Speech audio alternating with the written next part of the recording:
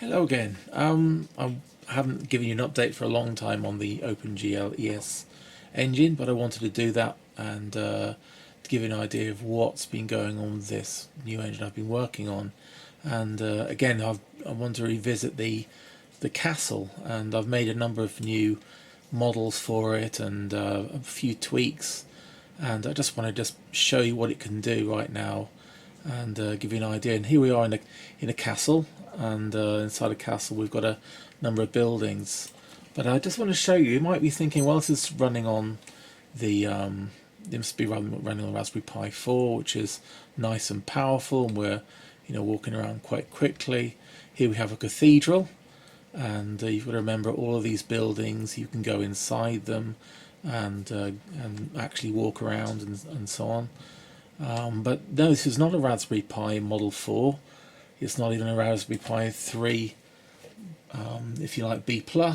It's actually the humble £20 Raspberry Pi Model A or A+, or Raspberry Pi 3 Model A+. So we have that, and I got that for under 20 quid from eBay. And actually I've got it over here just to prove to you. I can't quite stretch the lead over, but here it is running at the moment, and so I don't want to just disturb that while I'm showing this video, because unfortunately my lead's not quite stretching. But let's just have a look and see what it can do. So as I say, you can actually walk around these models and go inside. So in this cathedral here, we're going to go inside the cathedral, and as we go inside, we can actually go upstairs as well. There's quite a few different rooms here, but let's go upstairs and walk around inside the cathedral. So up the stairs here, we've got a little balustrade over here looking down inside the cathedral. We'll continue on round and go up these stairs. I don't know if the cathedrals are actually like this, but still it was a bit of fun designing it. And we can go inside, walk around the cathedral here. We've got the different wings we can go into, and if I want to, I can actually add bits and pieces. So for instance, let's say I want to add some torch light. If I go to furniture, add a torch, and where the blue sphere appears, I can add in torches to wherever I want to in the design. Well, I've only got a few things that can go inside at the moment, but just to give you an idea, we can walk around this quite big cathedral, and again, it's all collision detected. We're walking up and down the stairs. Every time you add something, I can say it will actually add all the collision detection into it as well, no matter what rotation you've got. Let's go downstairs again.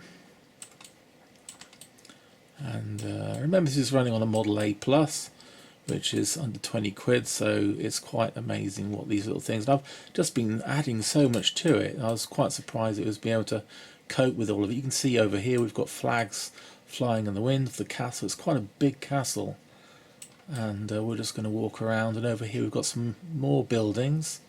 I've just recently added a forge, and little forge works there. Everything's quite empty. It's because I want to do it so you can actually add lots more bits to it, like we can go into the forge room, the living quarters up here, and you can see there's a little fire running out there as well. It's a bit boring at the moment because looking outside the window you can just see castle walls, but if I want to, I can say let's add a table and chair over here, and we've got a little table bench so on there. So let's go on out, and we've got again there's the old house ahead there. Everything's modular, so it all fits together, and I can keep adding bits and pieces. So let's add another house there. So go back to buildings, call it the shambles, but I've got to select the G button, which will take me to like a grid setting, and it will lock my building to that position. And again, if I scroll the middle mouse wheel, it will then rotate, and I can position my buildings. Again, it's still running really smoothly, and I can add other things to make it look pretty. So let's add in I've been adding in these flags. So they're only German flags at the moment, but but I can add some table and benches outside. Let's hit my G button again to make a fine sort of setting for it. So some tables outside, add some chairs, have another table benches out here. Let's see if I can rotate that around a bit. Let me see what else can I add. The courtyard, I've got like a wagon I can put in there. So put a wagon, and I can have the cattle stall somewhere. Let's have a cattle stall, probably not too close to the cathedral, but let's have a cattle stall over here. And let's actually put the well in there. So let's lock that in there and rotate that. Now I can actually add road sections as well. So if I want to, I can say, well, I've got a gate there. Let's put a cross section. So let's delete this straight bit of road, and let's add in a cross road just there, which connects the well and this gate over here. And let's, as I say, I was going to put the stables in. Let's put the stables in, which is in courtyard, a cattle stall rather, if you like. And there we have a cattle stall on this big grid map tool. We can actually only takes 90 degrees for now to log that in, and we can add another one in there and join them up. So we can still, you notice on the A+, we're still running around very quickly, very fast, and quite a complex model. This is the sort of thing you'd expect on a much more powerful desktop. And I was trying out how hot this chip gets. In fact, the chip on this A+ hasn't got any heat sink, and I can put my finger on it and it's probably no hotter than 40 degrees. So again, the GPU is absolutely amazing on this thing, and I'm running around with no sort of perceivable lag, and very easily manipulating again all the collision detection as I go in there. If I can still walk up inside my forge, have a look around, go inside. I can add more things in there if I want to. Again, let's add in some tables and chairs. I'm very limited at the moment with these sort of things, but it's a bit of furniture. And let's have table benches just there. Plonk those down. Going through the house, which has not got another fire burning in there.